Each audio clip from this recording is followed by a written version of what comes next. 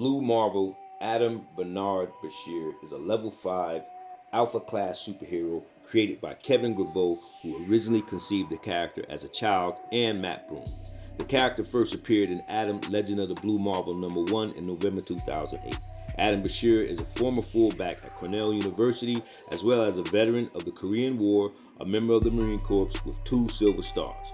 While in the Marine Corps, he met Connor Sims, the friend he would later know as Anti-Man. Bashir later became the project lead on a scientific attempt to harness antimatter through the creation of negative reactor, which created a bridge between the negative zone and the positive matter universe. This reactor would be a source of unlimited clean energy by allowing devices to tap the stable event horizon balance between the 2 universes.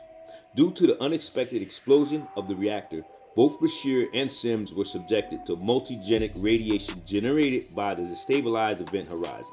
Now, while Sims' body dissolved, evaporated into evaporated energy, Bashir became a stable antimatter reactor with superhuman abilities, which he used to fight crime under the superhero alias Blue Marvel. In 1962, Adam received the Presidential Medal of Freedom for President John F. Kennedy, and on the same day, the president asked him to retire. Now that's crazy, but check it out. Since it had been discovered by the public that he was a Pan-African American as the Blue Marvel, Bashir wore a full face helmet, but when it was damaged in the battle, his identity was revealed. Now here we go.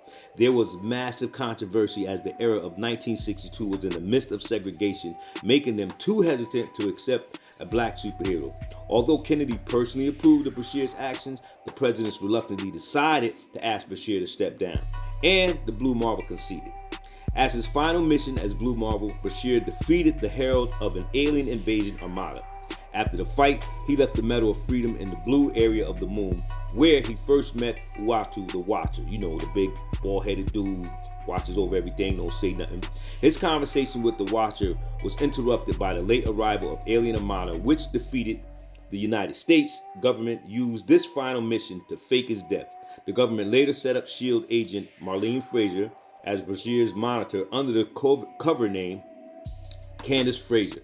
Eventually, she became his wife and the mother of their 3 children, sons Kevin and Max and his daughter Adrian. Bashir later became Attention Professor of Physics at the University of Maryland. Although retired as the Blue Marvel, Bashir continued to have adventures in the following decades, operating both alone under the guise of Doc Bashir or with his eldest son Kevin when the boy grew old enough, of course.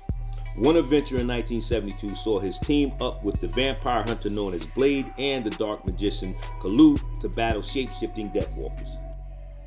At some point, Adam Bashir studied a mysterious being called the Infinite, who made various attempts to manifest on Earth. In the Infinite's second manifestation in 1998, Adam and his son Kevin used antimatter-powered rig to interrupt it. Adam discovered that if the Infinite had manifested on Earth at his large size, he would have destroyed it completely. Connor Sims, the Anti-Man, was a radical of his history with Adam Bashir's violently hated racism, him being a Caucasian and his power-fueled insanity. So, to eradicate it, when Anti-Man returned and defeated the Avengers, Tony Stark, Iron Man tracked down Bashir, and with the help of Mr. Fantastic, that is, he came up with a plan to stop Anti-Man. Now, after a surprise confrontation with Sims on the moon, Bashir was left unconscious. Later, an extended fight with Anti-Man resulted in Candace's Bashir's death. Sad. At the conclusion of their battle, Bashir took Anti-Man up to the edge of the ionosphere and siphoned off his remaining antimatter energy, which caused his waveform to permanently decohere and collapse. Afterward, Bashir returned as a full-time superhero in the Age of Heroes #3. After a discussion with Uatu the Watcher, he traveled to Uzbekistan, Uzbekistan sounds like Mexican, helped the Winter Guard subdue the extra-dimensional King Hyperion during the 2011 Fear Itself storyline. Blue Marvel was exploring the negative zone when he returned and discovered a submarine lodged in Kadesh, his undersea base. Blue Marvel was the first person to discover the negative zone.